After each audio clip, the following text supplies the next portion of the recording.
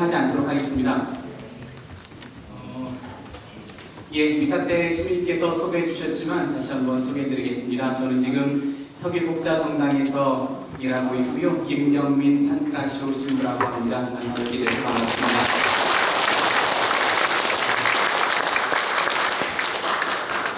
오늘 대림특강 주제를 주임 시민님께 문자로 알려드리면서 끝에 한마디 덧붙였습니다. 적은 관심 부탁드립니다.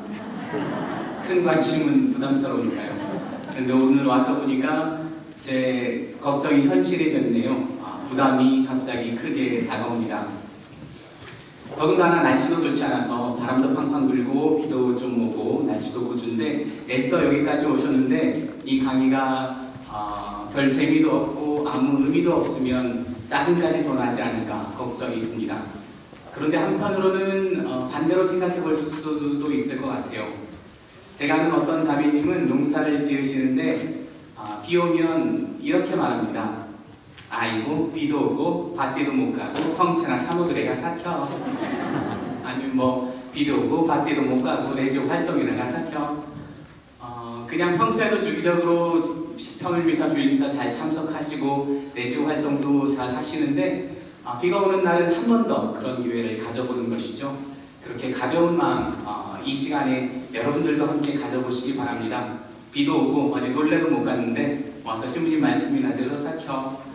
그렇게 가벼운 마음, 홀가분한 태도로 함께 하시면 가난한 마음이 가난한 사람들을 좋아하시는 예수님께서 은총의 복 넣어주시지 않을까 생각이 듭니다.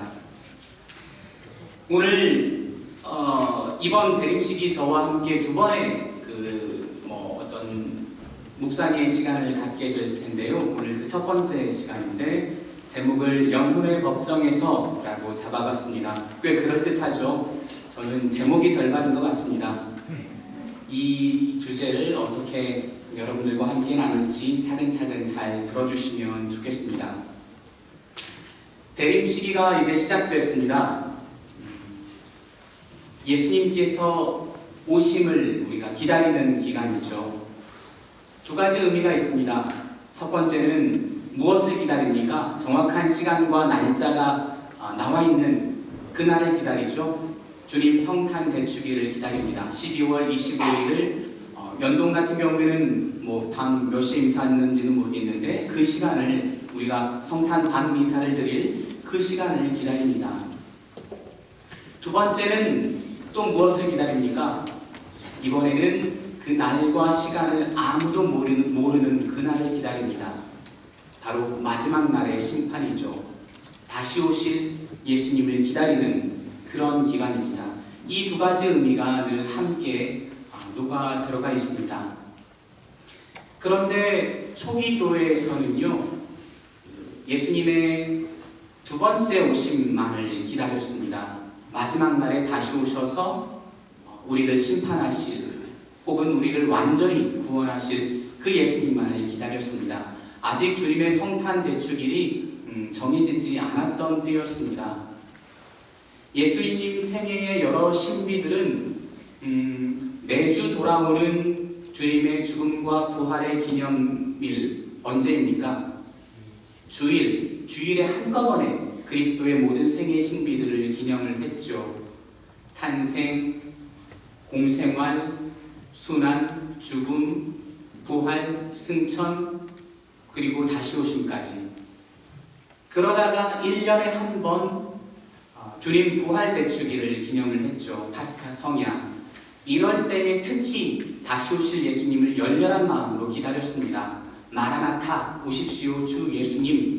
이러한 찬미가가 우리 그리스도교 신자들의 입에서 늘 떠날 날이 없었습니다.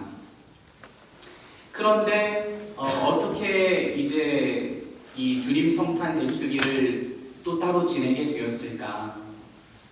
초기 그리스도교 신자들에게는요, 사실 탄생일이 중요하지 않았습니다. 예수님에게서뿐만이 아니라 그냥 일반 사람들에게도 태어난 날은 중요하지 않았어요. 이교도들의 관습이라고 조금 낮게 보았습니다. 누군가가 태어난 날이 하느님께로부터 어떤 소명을 받은 날이라고 한다면 죽은 날은 그 소명을 완성한 날이 되겠죠. 예수님도 마찬가지셨습니다. 죽음과 부활로 우리의 구원 사업을 완성한 바로 그 사실만을 기념했지, 이 세상에 오셨다는 사실은 그냥 너무나 분명해서 이미 죽음과 부활의 신비 속에 포함되어 있는 것이라서 따로 기념하지를 않았습니다. 순교자들도 마찬가지였죠.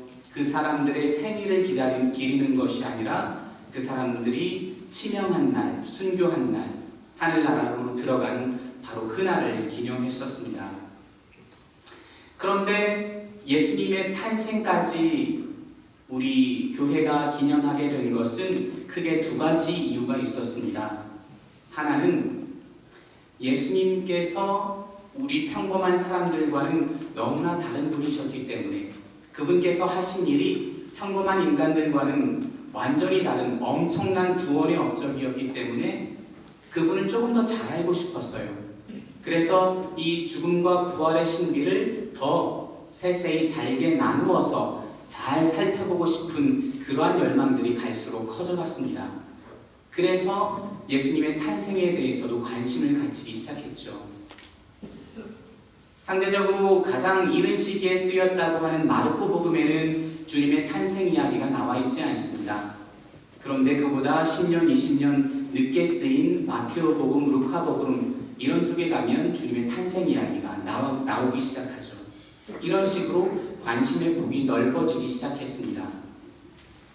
두 번째 이유, 교회가 주님의 탄생 이야기에까지 관심을 기울인 두 번째 이유는 바로 그릇된 가르침들이 유포되기 시작했기 때문입니다. 예수님께서는 우리가 믿는 신앙 안에 따르면 완전한 하느님, 완전한 인간이시죠. 참 하느님, 참 사람입니다. 그런데 우리 그 짧은 머리로는 도저히 이해할 수가 없는 신비입니다. 그래서 아주 일찍부터 조금 합리적인 이해 방식이 등장하기 시작했습니다. 예수님은 하느님이신데 사람을 옷 입듯이 껍데기만 걸쳐서 이 지상에 사셨다.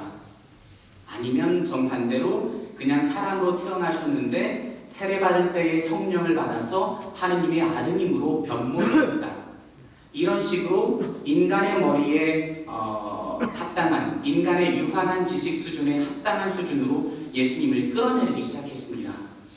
그래서 교회가 예수님의 여러 가지 생애의 신비들을 분명히 확립해 나가면서 죽으시고 부활하신 그 예수님이 바로 이 땅에 완전히 온전히 사람으로 오셔서 여인의 몸을 빌려서 태어나셨고 우리와 함께 하셨다. 우리와 똑같이 지내셨다. 죄만 빼고. 이런 과정들을 거쳐나가면서 이제 주님의 탄생에 대한 관심이 더 깊어지기 시작했습니다. 그런데 처음부터 이 성탄이 12월 25일로 지정된 것은 아니었죠. 우리가 배운 교리 상식에 의하면 12월 25일은 서기 4세기경에 어떤 그리스도교가 로마 제국의 공식 종교가 됐을 때 이방인 종교, 그러니까 태양신을 기리는 날이었던 12월 25일을 예수님의 탄생일로 덮어 씌웠다. 이런 정도 상식적으로 알고 있었습니다. 그런데 그렇게 12월 25일로 예수님의 탄생일이 정해지기까지는 그리스도교 내부 곳곳 교회마다 어떤 굉장히 다양한 생각들이 들끓고 있었고, 그것이 종합이 바로 12월 25일로 연결이 됐었습니다. 예를 들어서 어떤 옛날 그리스도교 기록을 보면요, 그 세상의 창조와 그리스도의 죽음과 그리스도의 잉태를 똑같은 날로 설명하는 어떤 이론이 등장하기도 했습니다. 하느님께서 세상을 창조하신 날, 우리 사람 사는 달력에서 딱 하루를 찍어보자면 언제가 될까요? 몇 월 며칠이 될까요? 1월 1일이 될까요? 아니면 12월 31일이 될까요? 옛날 초기 그리스도교 신자들은 그날을 3월 25일이라고 생각했습니다. 과학적인 이론과는 전혀 상관없이 성경을 묵상하면서 어떤 그리스도의 신비와 연결하고자 하는 열망 때문에 나왔는데요. 3월 25일이 왜 세상 창조의 날이라고 이야기를 했냐면 하느님께서 창세기에 보면 하느님께서 세상을 창조하실 때 맨 먼저 무엇과 무엇을 가릅니까? 뭐가 생겨라 하시죠? 빛이 생겨라 하십니다. 빛에서 어둠을 가르죠. 이때 사람들이 어둠과 빛을 딱 절반으로 갈라놓았다 라고 알아들었습니다. 우리 달력에서 낮과 밤의 길이가 똑같아지는 날이 언제일까요? 춘분 또는 추분이죠. 옛날 로마 달력의 춘분은 3월 25일로 정해져 있었습니다. 그래서 그 춘분 날인 3월 25일이 세상 창조날이다. 그리고 그날 예수님께서 돌아가셨다. 유대력으로 니산달 14일 그때 예수님께서 돌아가셨다라고 성경에 기록이 되어 있는데 서양 달력으로 고쳐보면 그날도 3월 25일이었다.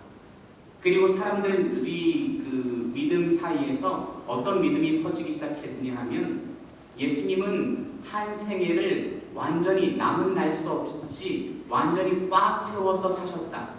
태어난 날과 돌아가신 날이 똑같다. 이런 믿음이 퍼져 있어서 그 완전성을 이런 식으로 보여준다고 보았습니다. 그래서 예수님이 잉태한 날 3월 25일 예수님이 돌아가신 날 3월 25일 세상이 창조된 날 3월 25일 초기 그리스도교 믿음에서는 이게 한 가지로 보았다는 거죠. 3월 25일 잉태됐으니까 평균적으로 9달이 지난 12월 25일이 예수님께서 태어나신 날이다.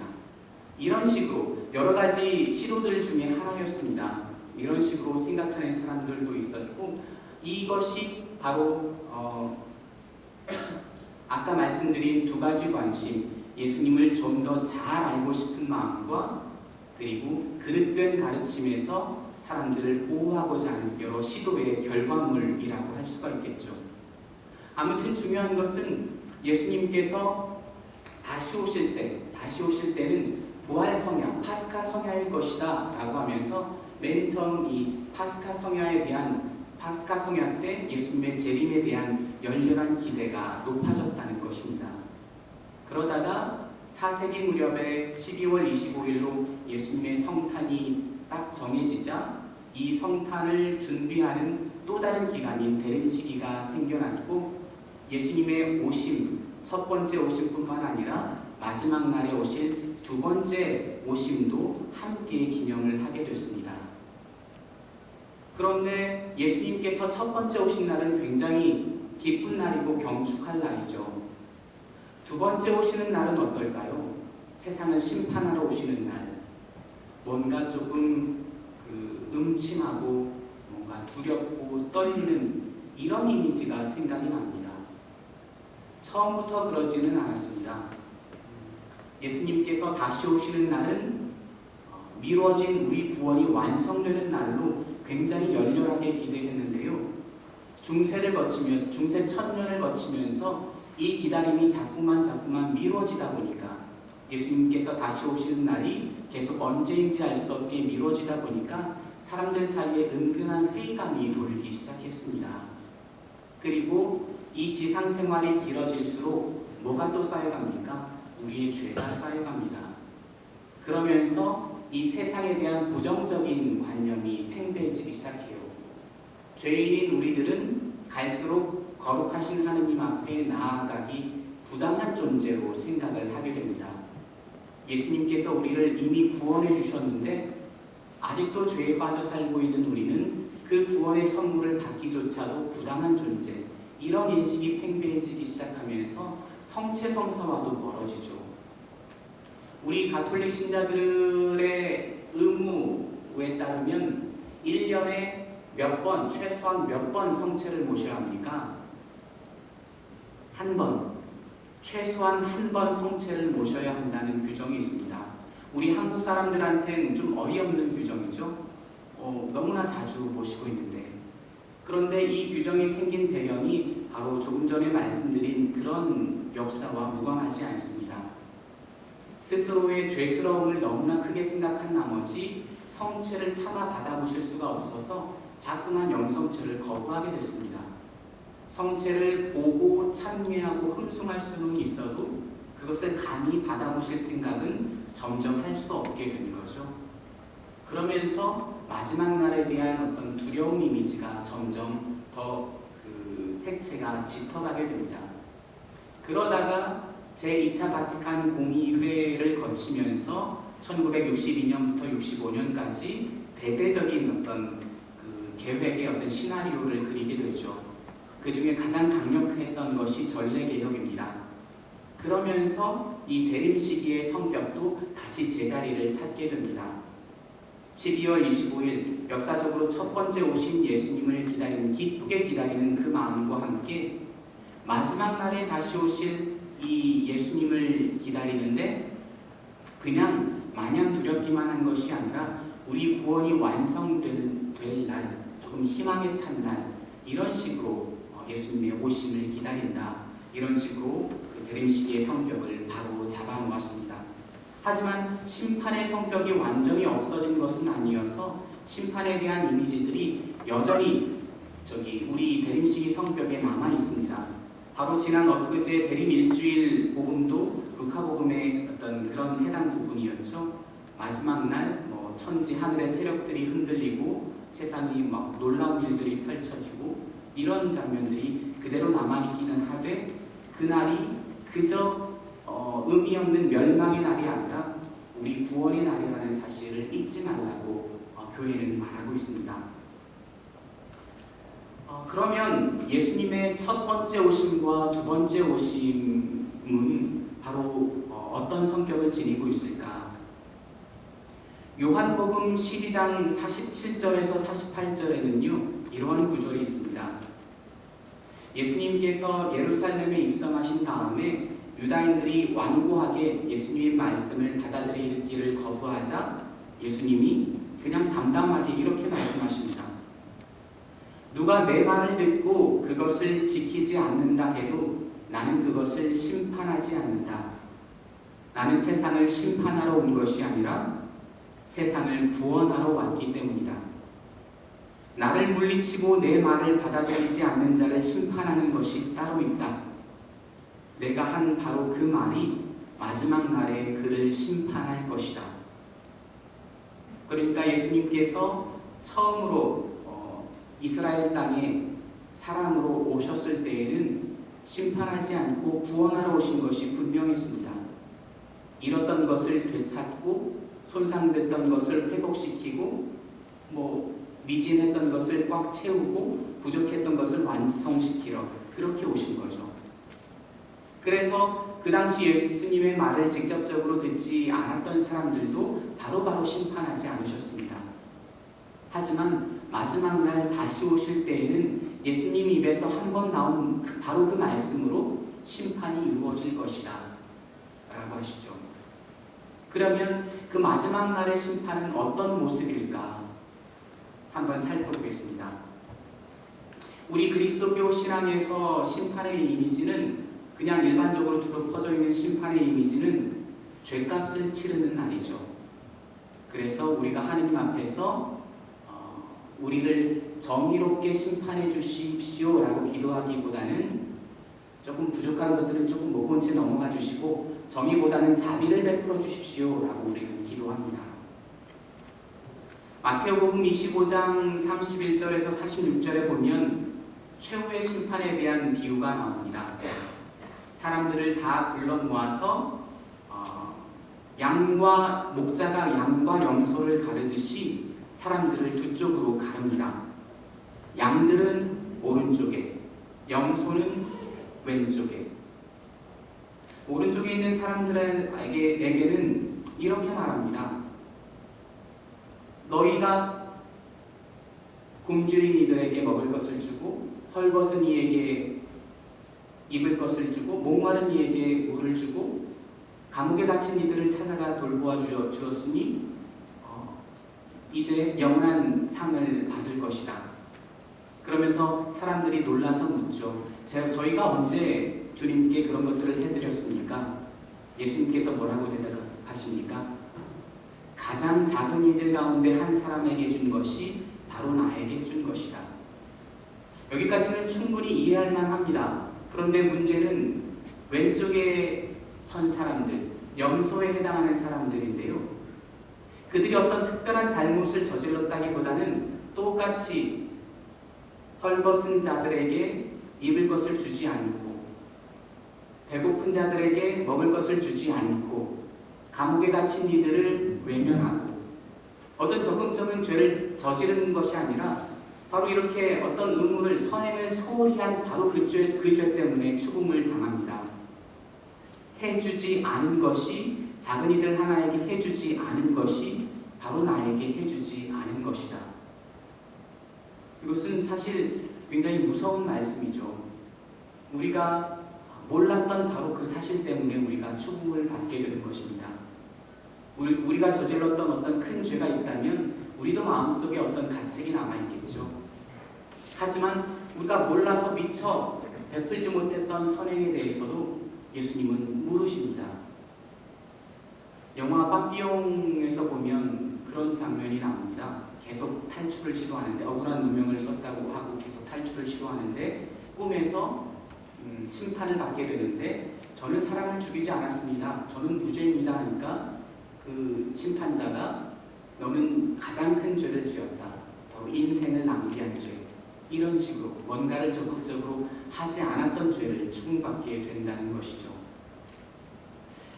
이런 것까지 생각하면 우리가 심판날에 받게 될 어떤 크나큰 부담감, 죄책감에서 사실은 벗어날 수 없는 것이 사실이고, 오랜 세월 동안 그리스도교 안에서 이 심판의 이미지는, 심판날의 이미지는 바로 하느님 진노의 날이었습니다. 여러분들의 주의가 잠시 흐트러질 것 같아서 제가 노래 하나를 불러드릴까 합니다. 일단 그레고리오 성가인데요, 라틴말 그레고리오 성가입니다. 한번 들어보시고 강의를 이어가도록 하겠습니다. 제목은 Dies Ire입니다. Dies ire, dies illa, solve seclum in favilla, peste gadicum sibilla, quantus tremores futurus, quando iudex es venturus, uncta stricte discussurus, tu mirum spargens solum, per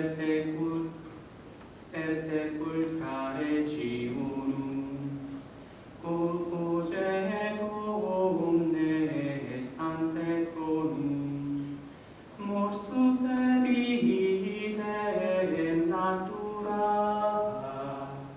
cum resurgete natura, iudicanti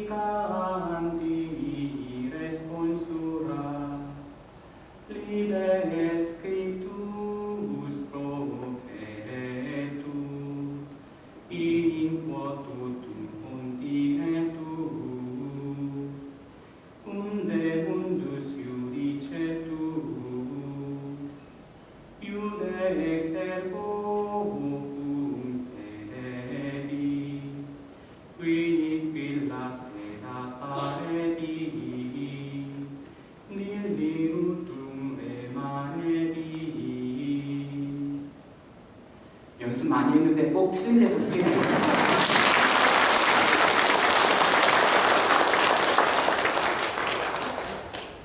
13세기에 만들어져서 바티칸 공의회 이전까지 위령미사, 장례미사, 위령의 날, 이런 미사 때 꼭 불렸던 부속가입니다. 멜로디가 어떻습니까? 아름답지 않습니까? 제 목소리는 잊어버리시고 멜로디만 기억해 보십시오. 제가 그레고리오 성가 중에서 좋아하는 멜로디 중에 하나입니다. 아주 아름답고 그 장례미사 때 조금 사람들의 마음을 고요히 묵상할 수 있게 이끌어줍니다. 그런데 제2차 바티칸 공의회를 거치면서 이 부속가가 빠졌습니다. 장례미사 때 부르지 않고 위령미사 때도 부르지 않습니다.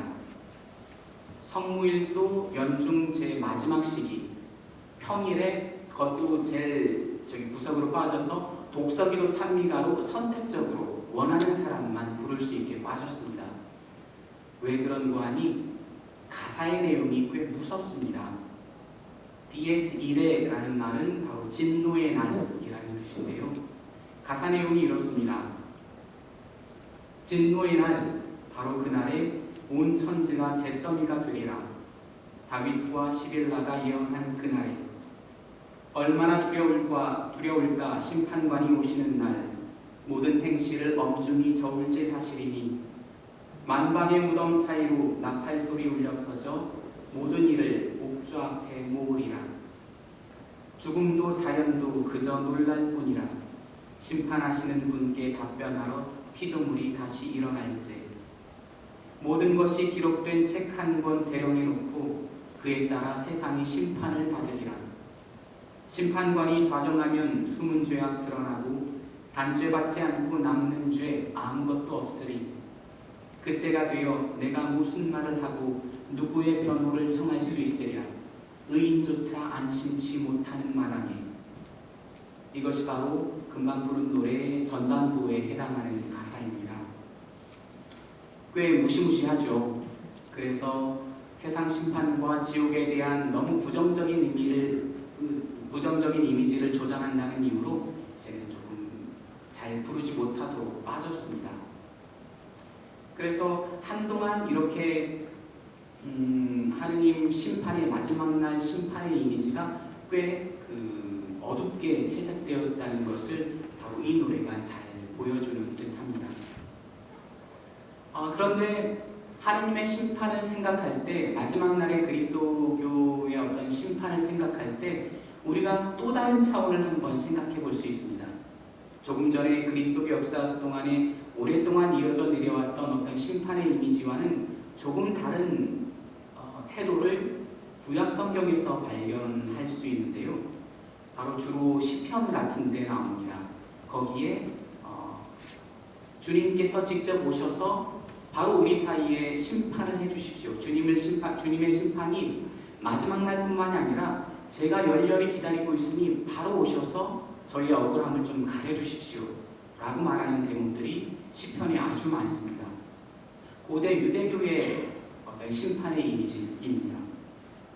그리스도교 심판의 이미지가 죄값을 치르는 날, 정의 대신 자비를 좀 베풀어 주십시오 라고 청하는 날이라면, 고대 유대교의 심판의 이미지는요, 나의 억울한 사연이 마침내 받아들여지는 날, 불의 대신, 내가 당하고 있는 불의 대신 올바른 정의를 세워주십사고 청하는 바로 그러한 날입니다.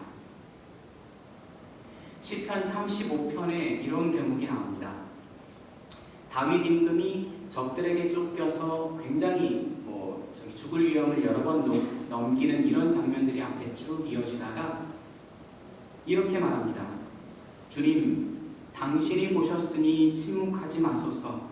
주님, 제게서 멀리 계시지 마소서. 깨어 일어나시어 제 권리를 찾아주소서. 저의 하느님, 저의 주님, 제 송사를 이끄소서. 주 하느님, 당신은 의로우시니 제 권리를 찾아주소서. 그러니까 이 사람은 지금 심판을 피하고 미루고 그 앞에서 벌벌 떠는 것이 아닙니다. 오히려 제발 심판관으로 오셔서 송사를 시작해 주시고 그러면 제 억울함이 좀 풀릴 것입니다 라고 하소연하는 것이죠. 예수님의 가르침 속에서도 이런 대목이 발견이 됩니다. 루카복음 18장에 보면 불의한 재판관의 비유가 나오는데요. 어떤 고을에 하나님도 두려워하지 않고 사람도 대수롭지 않게 여기는 어떤 한 재판관이 있었습니다. 그리고 그 고을에는 과부가 한 사람이 있었는데 줄곧 그 재판관에게 가서 저와 저의 적대자 사이에 올바른 판결을 내려주십시오 라고 끊임없이 졸라대죠. 이 불의한 재판관은 하느님도 대수롭지 않게 여기고 사람도 무서워하지 않는데 이 과거의 청이 귀찮아서라도 이제 들어주겠다라고 하는 거죠. 예수님께서 우리가 하나님께 청할 때는 바로 이렇게 청하여라라고 가르쳐 주시는 대목인데 바로 이것도 마찬가지입니다. 과부가 빽이 없고 돈이 없어서 재판을 시작 못했을 뿐이지 재판에 가기만 하면 나는 무조건 이길 것이다, 승수할 것이다 라는 자신감이 있었어요. 말하자면 그리스도교에서 우리는 언제나 피고석에, 형사재판의 피고석에 앉아 있습니다. 누군가 나의 죄를 고발하면 재판장이신 하느님께 형량을 좀 낮춰주십시오. 아니면 조금 죄값을 적게 해주십시오 라고 우리는 울며 애원하며 비는 이런 이미지를 생각하죠. 그런데 시편이나 예언서들에 나오는 옛 이스라엘 백성들은요, 손해배상을 청구하는 민사소송을 생각했습니다. 재판을 바로바로 걸어서 이기면 내가 완전하게 전적으로 내 피해나 손해를 보상받을 자신이 있다. 그래서 재판을 들어가기만 하면 이기는 거나 마찬가지다. 이런 관념이 머릿속에 있었던 겁니다. 그래서 이 시편 이런 쪽에서는요, 내가 용서를 받는 입장이 아니라 내가 그동안 받아왔던 모든 것을, 모든 수모와 뭐 이런 것들을 보상받고 내 원수가 꼴보기 좋게 무너지는 바로 그러한 통쾌한 날이 바로 심판날입니다. 여러분 저기 가톨릭 성가 가지고 계신가요? 50번 같이 가톨릭 성가 50번 한번 펴보시겠습니까?